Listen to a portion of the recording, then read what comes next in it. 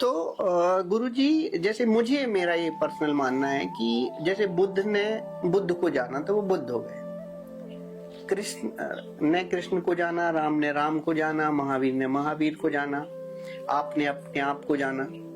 तो ये जो जानने की जर्नी है, क्योंकि ना हमारी जो जर्नी है खासकर आम लोगों की, वो मानने की जर्नी है कि धर्मेंद्र ने कहा कि गुरुजी, तो हम भी सीधे आके गुरुजी, हमने गुरुजी को जाने ही नहीं। तो जो आपकी इन सब की अपने खुद की जानने की है कि एक कोरियोग्राफर ऐसा था, तो वो जानने की, आपकी खुद को जानने की जर्नी कैसे समझ में आता है कि यार ये मतलब एनलाइटमेंट, आप गए वहां पेड़ के नीचे आए और आपने फोन लगा के बोल दिया, तो उस जर्नी की जो तकलीफें हैं, हाँ। वो मुझे जानना है कि यार कितना, क्योंकि ऑब्वियसली हो सकता है आप किसी से प्यार नहीं करते हो, लेकिन आपसे तो कोई प्यार कर सकता है, आप पे तो हक है नहीं, है ना।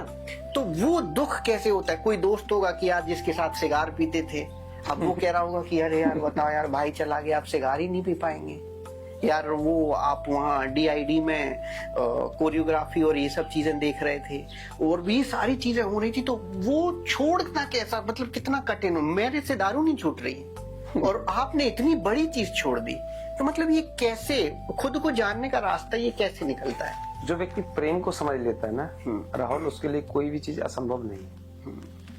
सब चीजें प्रेम से सहज रूप से प्राप्त हो सकती है। आप किसान से मिलिएगा और किसान से पूछिएगा कि भरी दोपहरी में आप बिना टॉवल के, सिर खुला हुआ है और आप गेहूं काट रहे हैं, आपको धूप नहीं लगती? उस समय उसका जवाब जो होगा ना, वही मेरा जवाब है, क्योंकि उसको चाहत है उस गेहूं की कि अगर बादल आ गया और बरस गया तो साल भर की मेहनत बर्बाद हो जाएगी। तो जब आपके अंदर कोई चीज के प्रति अटूट चाहत पैदा हो जाती है, तो आपको जो आसपास की मुश्किलें हैं ना, फिर मुश्किलें नजर नहीं आती। कौन क्या होगा, किसके साथ क्या, फर्क नहीं पड़ता फिर। तो एक वो अलग लेवल की अवस्था हो जाती है, जिस अवस्था को हम लोग निर्मोही अवस्था कहते हैं। प्रेम अलग है, मोह अलग है, राग अलग है, चाहते हैं, ये सबको अभी तक हम एक समझते हैं। तो जब मेरे अंदर ये, तुम्हारे अंदर ये अन्य किसी के अंदर ये आ जाता है कि ये कुछ नहीं, सब सेम है, मतलब टोटली संसारी नजरों में पागलपन। और मेरे साथ उस समय यही हो रहा था कि मैं उस समय, अगर मैंने कहा ना कि कोई अगर देखता तो ये कहता कि क्या हो रहा है, रोते रोते रोते रोते कर्मों को धो रहा था मैं कि मैं ऐसा था, मैंने ये किया, मैंने ये गलत किया, मैंने ये नहीं करना चाहिए था, मुझे वो नहीं करना चाहिए था, इतना टाइम वेस्ट किया। 23 ईयर, जब मेरा 23 साल की उम्र थी, जब मुझे निकलना हुआ, तो तब की उम्र में मैंने 23 साल इस तरीके से बर्बाद किए। तो मतलब मुझे ये लग रहा था कि मैं इन चीजों को गलत किया। तो वो जो टाइम रहता है ना, वो टाइम आपको वेदना भी देता है, खुशी भी देता है। वो दो प्रकार की अवस्था रहती है, और उस दो प्रकार की अवस्था में अपने आप को व्यवस्थित करना, ये उस समय बड़ा मुश्किल रहता है। तो जब मैं निकला तो मैं इन सवालों के साथ मैं भी जूझ रहा था। मैं अपनी जिंदगी के साथ जद्दोजहद कर रहा था कि मैं किस चीज को स्वीकार करूं। एक तरफ ये है जो मेरे बचपन से लेके अभी तक के साथी और 55 तक के भी साथी हो सकते हैं, और एक तरफ वो जो अभी तुरंत मिला है, तो उसका साथी भी कोई नहीं है, मैं सिंगल हूं। तो स्वीकार किस चीज को करूं? तो उस समय हिम्मत दिखानी पड़ी, अस्वीकारता उधर दिखानी पड़ी, जो बचपन से लेके अभी तक के साथी थे, जब तक मैं वहां गृहस्थ जीवन में रहा। उसके बाद मैं इस मार्ग पे जब आया, तो उसके बाद मुझे गुरुजी मिले, विराग सागर जी मामुंडाज, जो कोटा में मिले। उन्हें मैंने बताया कि मेरे साथ ऐसा ऐसा हो रहा है। तो 15 दिन हम उनके साथ रहे और बड़े ही अद्भुत, मैं मानता हूं कि आज वो ये कहते थे कि मैं हिंदू का नहीं हूँ, जैन का नहीं, मैं जीव मात्र का हूँ, परंतु आज के टाइम में दिगंबर मुनियों को जैन से ही जोड़कर अपन देखते हैं, क्योंकि जैन समाज उनकी चर्या पालन करती बहुत ज्यादा।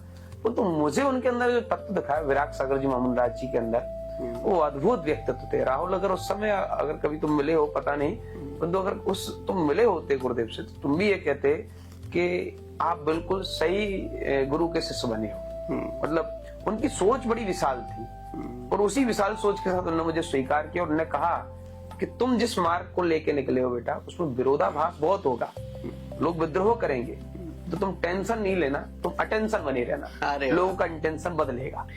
ये मेरे गुरुदेव के शब्द मुझे आज भी प्रेरणा देते हैं। उनने मेरी फीलिंग्स को समय समझा। तो एक व्यक्ति ऐसा था जो मुझे संबल और एक ऐसी भावना दे रहा था, जो कह रहा था कि तुम जैनियों के नहीं, हिंदुओं के नहीं, तुम पूरे सिंधु के हो, तुम पूरे विश्व के लिए हो, और तुम एक जगह स्थायी नहीं रहना। एक व्यक्ति एक विचारधारा के लिए नहीं कहना, ऑल ओवर वर्ल्ड की जितने धर्म संप्रदाय मत हैं, उनमें जीने वाले सारे लोग, जीव जंतु भी तुम्हारे अपने स्वजन होने चाहिए। ये जिज्ञासा, ये चेतना का ज्ञान मुझे उन सबसे दूर करने में कोई बड़ी बात नहीं रही, बड़ा आसानी से हो गया था। एक बहुत बड़े शायर हैं हिंदुस्तान के, उनका नाम है डॉक्टर राहत इंदौरी। तो उनका एक शेर है कि तू हिंदू मैं मुसलमान, तू हिंदू मैं मुसलमान, ये सिख वो ईसाई, सब सियासत है, चलो इस करते हैं, मोहब्बत करते हैं। तो आप कितना रिलेट करते हो इन सब चीजों से? अगर ये उनके जीवन में उतरा हुआ था, क्योंकि मैं उनको जाना गहराई से नहीं जानता, अगर उनने ये शेर कहा है और उसको जिया है, तो मैं बहुत अच्छे तरीके से उनको मानता हूँ। बहुत बेहतर शेर रहा है। अगर सिर्फ कहा ही कहा है तो हो सकता है भारत को भ्रम में डालने की बात भी हो। तो चाहे वो हिंदू हो, चाहे जैन हो, इस्लामिक हो, बौद्ध हो, सिख हो, यहूदी हो, लिंगायत हो, या ज्यूस हो, कैथोलिक हो, क्रिश्चियनिटी वाले अन्य लोग हो, अन्य मान्यताएं और भी बहुत, इस विश्व में बहुत प्रकार के बावला हैं, अन्य संप्रदाय हैं, सब हो, अगर वो सब के सब हैं, तो उनके अंदर भी कुछ ना कुछ लोग ऐसे हैं जो नेगेटिव मानसिकता के हैं। उनके अंदर भी कुछ लोग ऐसे हैं जो इन चीजों को नहीं स्वीकार करते, और उन्हीं की वजह से ये शेर सार्थक नहीं हो पा रहा है। अभी जैसे आपने बहावला और बहाई धर्म को लेके कहा, तो मैं जब बहाई धर्म के मंदिर में गया, तो पहली बार जब मैं गया तो मुझे लगा कि यार कोई बड़े से भगवान होंगे या मूर्ति होगी, वहाँ कुछ नहीं था, वो सब खाली था, टेबल थी और लोग बैठे थे।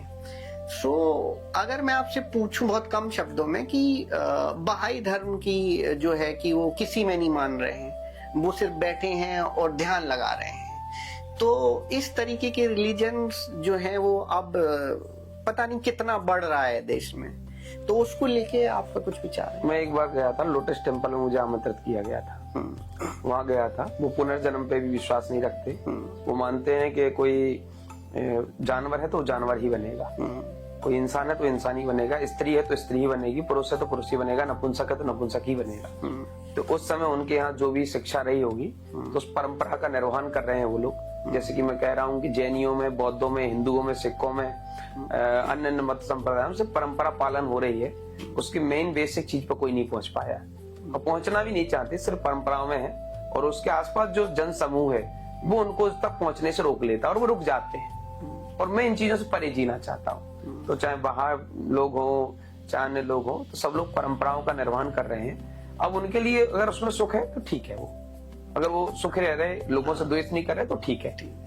बस आपका बहुत समय ले रहा हूँ, थोड़ा सा और आपका वक्त लूंगा। मतलब कि आप जैसे गुरुओं से मिलके मतलब बात करने में से लगता है बात करते रहें, लेकिन मुझे पता है कि आपके पास भी वक्त नहीं है, बस थोड़ा समय और लूंगा। जैसे जब हम इस तरीके की बातें करते हैं कि लोगों को जानने की, लोगों को मानने की पॉलिटिकली चीजें हैं, तो अगर आज का सिनेरियो देखा जाए तो आपको क्या लगता है? मतलब सीधा सीधा अगर मैं आपसे पूछूं कि आपके सपनों का हिंदुस्तान कैसा होना चाहिए? मेरे सपनों का हिंदुस्तान नहीं, मेरे सपनों का पूरा वर्ल्ड है। मैं वसुधैव कुटुंबकम। मैं हिंदुस्तान तक सीमित नहीं रहना चाहता कि सब, अगर हिंदुस्तान तक बनूंगा तो भी सीमा के अंदर ही रहूंगा। तो मैं हिंदुस्तान का पानी पी रहा हूँ, हिंदुस्तान का भोजन कर रहा हूँ, यहाँ का ये इस भूमि का मेरे ऊपर उपकार है, ये मान सकता हूँ। परंतु मैं सिर्फ इस भूमि का ही हूँ, ये स्वीकार नहीं कर सकता। जिस तरीके से मेरे माता पिता ने मुझे जन्म दिया, शरीर को पाला पोसा बड़ा किया, ये उनका उपकार है, इस बात को मैं स्वीकार कर रहा हूँ। मैं उन्हीं का हूँ, इस बात को मैं स्वीकार नहीं कर सकता। तो same condition all over world के लिए मेरा विचार है। विचारक वर्ल्ड के लिए सोचते हैं, कोई देश के लिए नहीं सोचते। देश के लिए पूछा जाता तो बात अलग है। तो ऑल ओवर वर्ल्ड ऐसा होना चाहिए जो प्रेममयी हो, जहाँ सभी लोग अपने मत संप्रदायों का पालन करें, सब लोग अपने अपने घर दहलीज के अंदर तक अपनी आस्था को कायम रखें। दहलीज के बाहर जब निकले तो विश्व मैत्री का भाव लेके निकले। कोई इस्लामिक ना हो, कोई हिंदू ना हो, कोई जैन ना हो, कोई बुद्ध ना हो, कोई सिख ना हो, कोई ईसाई ना हो, कोई पारसी ना हो, ये अपनी दहलीज के अंदर हो जितने भी हो। तो आस्था एक व्यक्तिगत विषय है, ये सामाजिक विषय नहीं जिसको हम सामाजिक विषय बना रहे हैं। तो आस्था को सामाजिक विषय बनाकर हमने इस देश में खाई पाटने का काम किया है। सारे काम राजनीतिक लोगों ने किए हैं। भारत देश की सारी राजनीतिक पार्टियां इसका लाभ समय समय पर लेती हैं और समय पर उसका नुकसान भी झेल लेती हैं।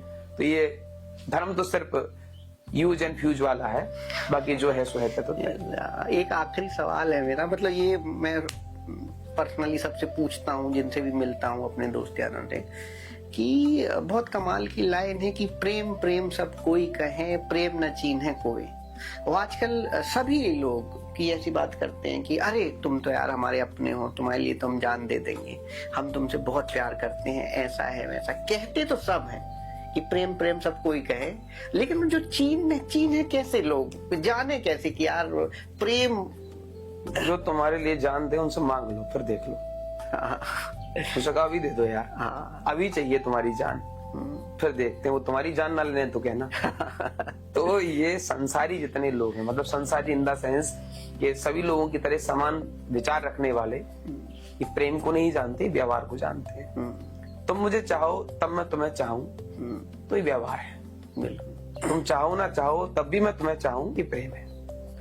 जो आज रिश्तों में खत्म हो गया है, इसलिए रिश्ते टूट जाते हैं। इसलिए एडजस्टमेंट कहीं ना कहीं करना पड़ता है। तो प्रेम कहीं नहीं है, प्रेम यहाँ है। अगर हमारे अंदर प्रेम है तो सब हमारे हैं, और प्रेम नहीं है तो फिर हम हक अधिकार की बात करने लगते हैं, मेरा ये, मेरा फलाना ठिकाना। तो ये चीजें, प्रेम अलग ही लेवल का है। प्रेम लेता नहीं, देता है। लेना अहंकार है, देना प्रेम है। अब जो जैसे समझे उसके लिए वो है। गुरुजी आपने इतना टाइम दिया हमारे लिए और हम लेट भी हुए, तो उसके लिए हम माफी चाहते हैं, और समय देने के लिए बहुत बहुत शुक्रिया। और थैंक यू सो मच। मैं ज्यादा कुछ नहीं कहूँगा, और आई होप कि आपको हम सबसे मिलके अच्छा लगा होगा। बहुत बेहतर लगा, बेहतरीन लगा और नवीन लगा, और कोई लेट नहीं हुए। जो समय की क्रिया समय पे होनी थी वही होता है। और हम भी आप सब लोगों के एक शुक्रगुजार हैं कि आप लोग इस चेतना के साथ जागृति की ओर बढ़ रहे हैं। मेरी आप लोगों के लिए भी शुभकामनाएं, और आपकी पूरी टीम के लिए शुभकामनाएं कि इसी विचार को, इसी धारणा को आप लोग जन जन तक पहुंचाने में कामयाब रहें, और आपका सबका उत्थान हो, और आप सब आनंदित रहें, ऑल ओवर वर्ल्ड को आनंदित करें। जो है सो है। कुछ नहीं।